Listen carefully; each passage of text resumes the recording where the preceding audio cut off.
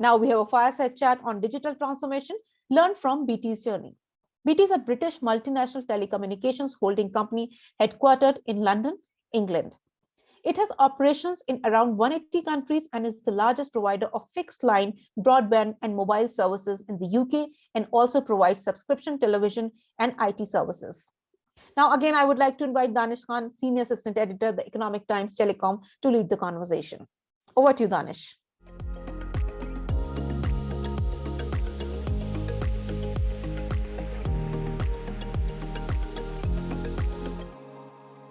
Hello, everyone. Welcome to ETTelecom's Digital Telco Virtual Summit.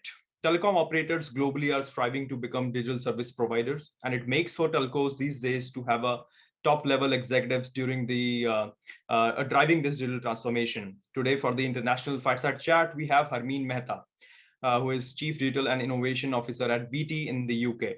She was most recently serving Bharti Airtel as the CIO. Thanks for joining us today, Harmeen.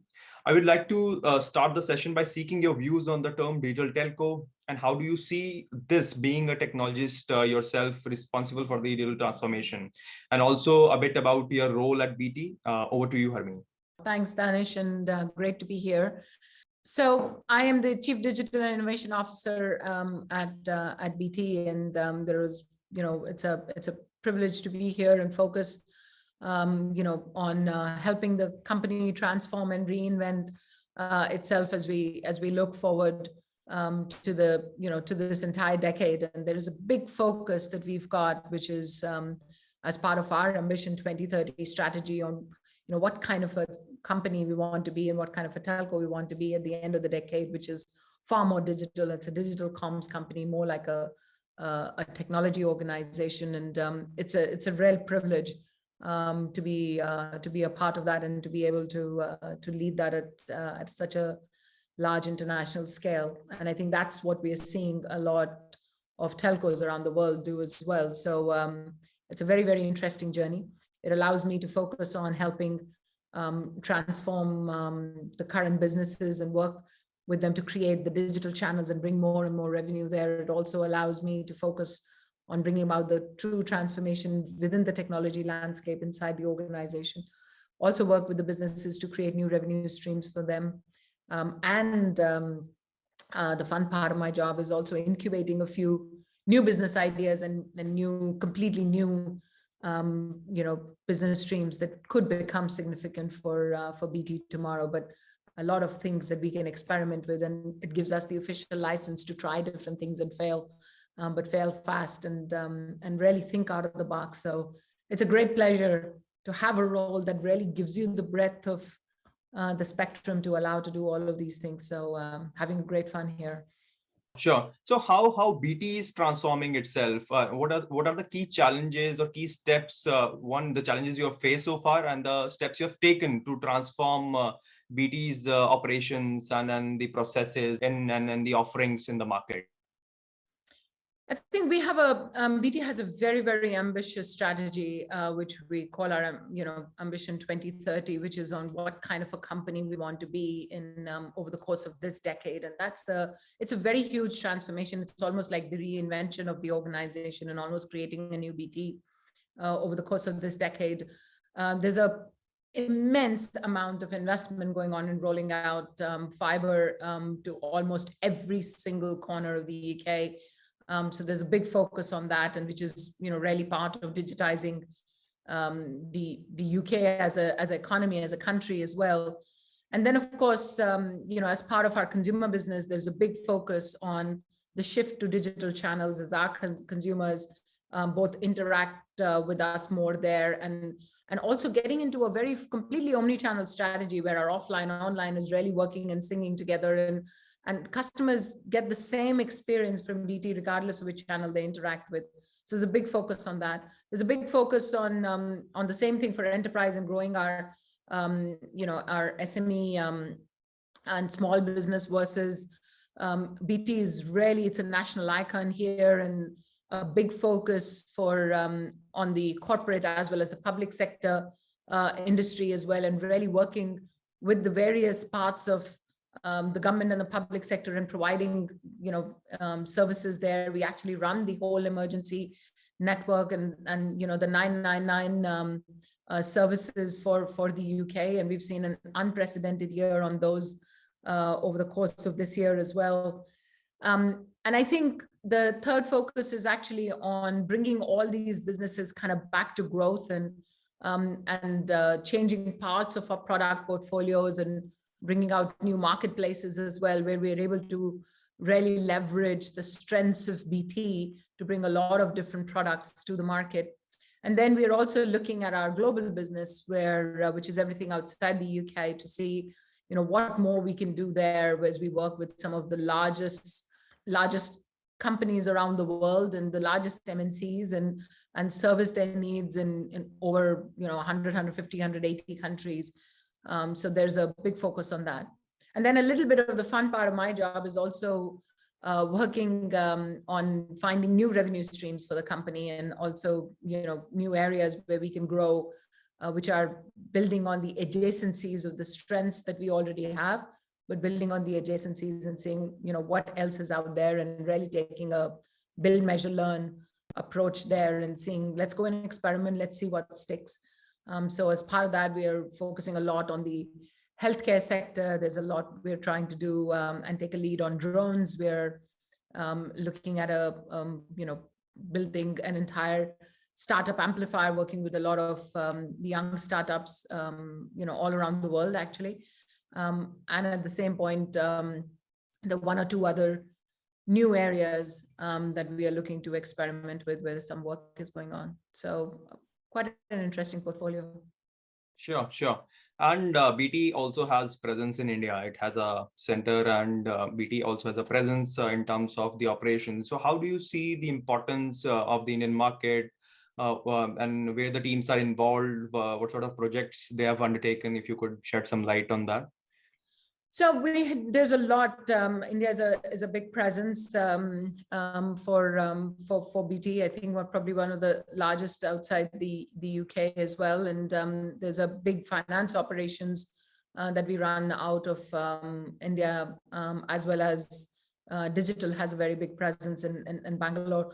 I think over the next year, we're looking to expand that massively, and also convert that really to be just another one of BT centers, the way we've got them all around the UK. And I'm privileged enough that a couple of my directs actually are based out of India, and they're at my table. So it's a very good balance.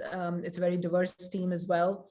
And I think there are a lot of digital skills that are available in India, and that's an industry that the country focuses on. So we intend to make full use of it and really expand and bring a lot of product thinking, design thinking, as well as engineering skills, and leverage them out of India, and empower the squads there to really, work independently and really create new products and solutions and help in this whole digital transformation.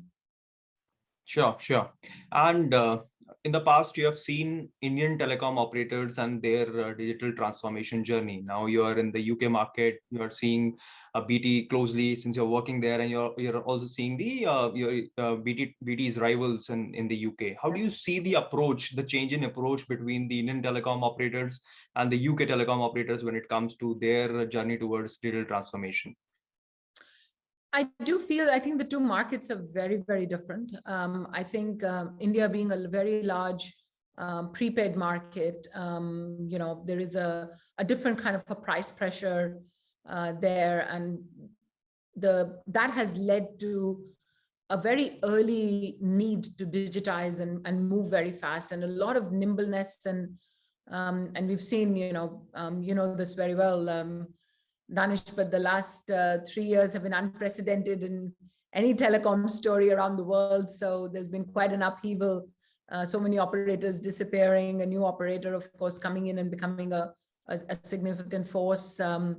Others, really trying to find their place and struggling with survival. And so it's been a true upheaval. And I think that has also accelerated the need to reinvent faster and to move faster, to simplify the product portfolio, and really standardize pricing, etc. as well, which has been really, really revolutionary, actually. The market, European market and the UK market, very different, more akin to the postpaid market, I would say, that we see in India, but a lot more digital awareness. So a lot more interaction on digital channels as well. But at the same time, the expectation of the services, etc., is of a different level. I think the whole handset market here, I mean, the majority, we are one of the largest partners for Apple and for iPhone, for example, and the penetration of iPhones is one of the largest I've seen in any country in the world. And I think that itself changes the expectations of rest of the services from a telecoms company as well. So quite different markets. I would say we've got a little bit more momentum to carry on digitization, and but you know, this whole focus on building fiber, and fiber literally to the premise and to the house, in every single part of the country, including the rural population. I think that is probably one of the largest programs that only a few countries around the world have undertaken. India is very much not only a mobile first, but almost like a mobile only economy, and with some penetration of broadband. Here it's a very, very different balance. You know, everybody, almost all the population is on smartphones or and multiple smartphones, and then the penetration of the fiber or broadband across the country is absolutely immense. So it's really interesting to see these contrasts, and I think it gets your brain working in a very different manner, because the kind of services that you have to offer, the innovation that you need to do is very, very, very different. Right. So in your current role, you must need to collaborate with other technology leaders like the CTO or the CIO of the company, and then the whole digitization piece is there.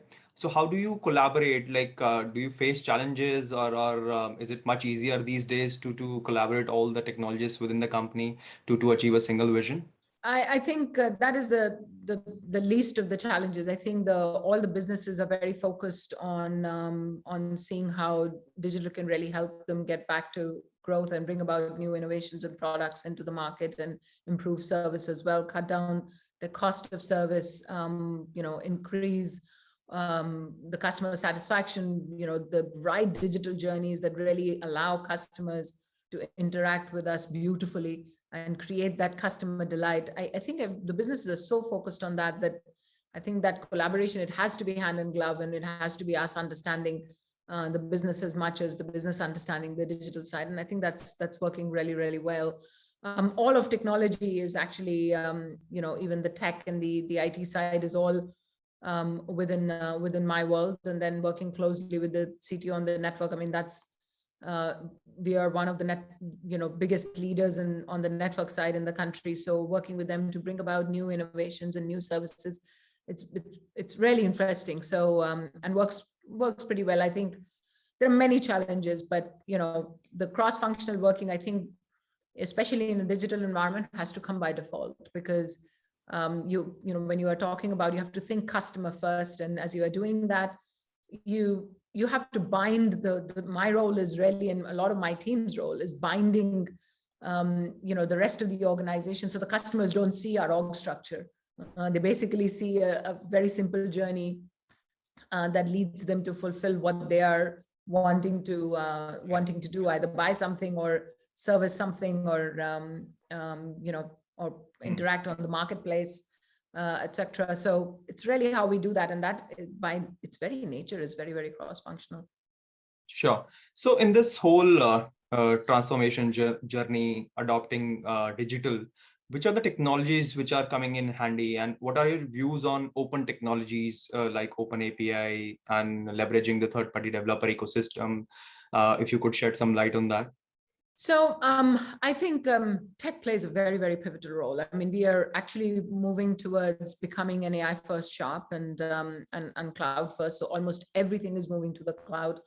We have a very comprehensive multi-cloud strategy and an AI first strategy. Our entire approach on data insights and AI, and also, almost helping that to create new businesses as well is very, very deep. And I'm really finding that AI or use of AI and technologies like that and machine learning, I mean, it's not a luxury. It's not something that, we need to experiment with. It's becoming very fundamental to almost everything we do, from designing a journey to making a product recommendation to even controlling the interactions on the digital channels, or even in our retail channels. I mean, it's becoming the powerhouse and the brain behind most of the decision making. And I think there's a lot of focus on that. And as we focus on that comes the big topic of, today, any kind of bias in the data will show up in your AI as well. So there's a big focus on AI ethics and getting that right. And then, of course, coming on the other side of the spectrum and open APIs. And you guys have known me for a while. I'm a very big proponent of open APIs, and we are doing exactly the same here. In fact, we are looking to incorporate a lot of the open source principles within the organization as well, and drive in a source as a big program within our engineering function. And at the same time, one of the products that my product team is creating is also around developing new open APIs, which we will open up to the world as well. So we are both a consumption as well as a creator of an open APIs, and creating some developer platforms as well, which really allows several companies to come and collaborate with us. And that's what the Startup Amplifier is also going to help focus on. And as we build more marketplaces, both for enterprise and consumers, that part of the business becomes really, really important, because that's how we get more and more partners to come and collaborate. So I think it's getting weaved into the basics of technology today, and no longer, I don't see as it's something that we've got to make extra effort on and do on the side. I think it's just part of the strategy. So what are the changes you expect to be introduced in the telecom industry globally, or by the telecom operators in the next coming years, from the digital perspective, the digital lens that you have? See, one of the things that I really feel that is going to change massively is how telcos are going to help companies accelerate their digital transformations, and especially their move to a multi-cloud environment, and make that easier, whether it's from a cybersecurity perspective or it is from a connectivity point of view or low latency. Actually just this morning, a couple of hours I've spent with various parts of my team has been really discussing and seeing how we can, bring about customer delight and do the right thing, but without creating the complexity in the background, because almost for one journey, you are traversing 4 clouds and back and forth. And how do you do that in a very optimal manner? So there are products that we are creating, which only telcos can provide, is a very unique offering of how to make that easier for companies. Because most of the large companies will always have a multi-cloud strategy. So how do you really we can either watch from the sidelines or become the real enabler for that. And I think that is one of the biggest pivots that I'm seeing. I think the growth of cybersecurity and telcos playing a very critical part in that is another one that I'm definitely seeing. The third one is also, I think the whole concept of partnerships is going to evolve massively in a digital telco environment. And I think telcos have great strengths around interactions with the consumers, access to the home, being able to service the home, and using that, whether it's for expanded IoT and home automation, or even providing other digital services to the customers. Our ability to be able to bill them periodically every month on month, and month after month. And, while we already started bundling the handsets, etc., or bundling in other services or providing over-the-top services, and some of them could be created by us and others could be created by our partners, and becoming the platform and bringing that platform thinking into telcos that allows for a lot of these services, internal and external, to be aggregated and brought into a home or an office. I think that is going to become really, really pivotal. And then finally, I feel the future growth is going to be a lot in the enterprise sector, because 5G is going to become a big differentiator, especially in the enterprise sector. So the whole concept of manufacturing, robotics, and the use of 5G and private networks for that, whether it's remote surgery or it is car assembly, or I mean, that is going to take a very different shape. And again, with that will come the power of the edge and how much compute and low latency services you can provide as a telecommunications company to allow for companies to do that. I think that's going to be a very, very different and a good place to watch. And then I have to talk a little bit about the unmanned traffic management as well, because I think that itself is going to give the telecom industry a very different shape. So the use of telcos and elevating it out of just using it as a communication device, but also as a navigation device now, and for transportation as we get into the world of drones. I think that's one place to watch. But whether it's connected cars or drones or any of these, I mean, that is going to stretch the fabric of telecommunications in a way it has not been tested to date. Sure. Any last concluding comments or a summary that you would like to give on the whole topic that we discussed just now?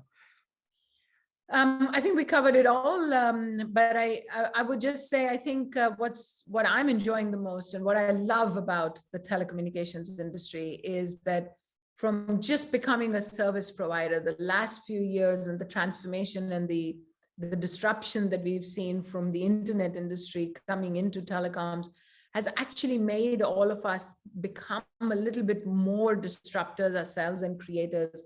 And I think for anybody in this industry or associated with it, that would be my message, saying, don't wait for innovation to come to you. I mean, create that within your own organizations and and within your own teams, and allow yourself to incubate new ideas and bring them to life and find out new adjacencies that you can expand into. And there's a lot of satisfaction, and there's a lot of fun. There's a bit of risk as well, but that's what we've got to do as we grow our own industry that is so vital to the economy today. Very privileged to be part of this industry, I have to say. Right.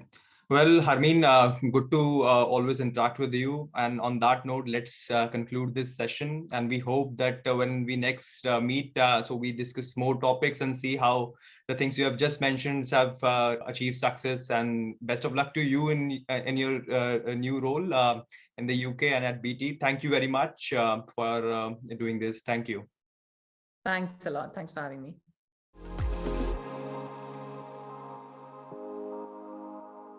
Thank you, Ms. Mehta, for sharing BT's journey with us. Certainly a lot to learn from BT. Now we'll move on to the next session. Stay tuned, everyone.